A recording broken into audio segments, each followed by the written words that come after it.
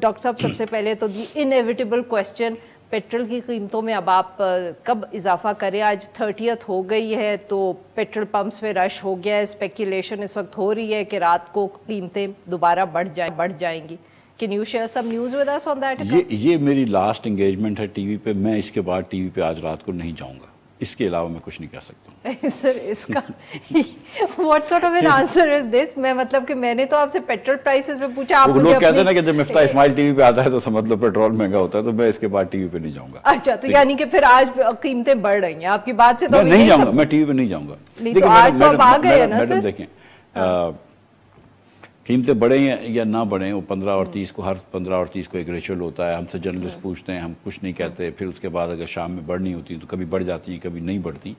تو یہ بھی حکومت جو ہے وہ فیصلہ کرے گی. میرے پاس، میں سچ بتا رہا ہوں آپ کو، کوئی فیصلہ ہو کے نہیں آیا ہے، اور نہ میرا کوئی وہ ہے اس وقت دھیان ہے کہ مجھے کہیں ٹی وی پہ جا کے کوئی اناؤنس کرنا ہے.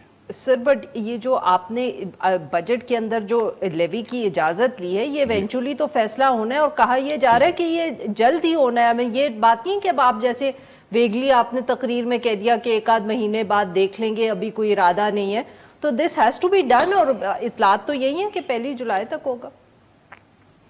لائک اے سیڈ کہ ہم نے لیوی کی اجازت لی ہوئی ہے 50 روپے تک کی. اس کا یہ مطلب نہیں کہ 50 روپے آج لگا دیں گے، مطلب یہ کہ یہ گریجولی ہوگا جب بھی ہوگا. ڈیڈ لائن کیا ہے سر اس کی؟ کوئی there is no deadline as such, but let's see.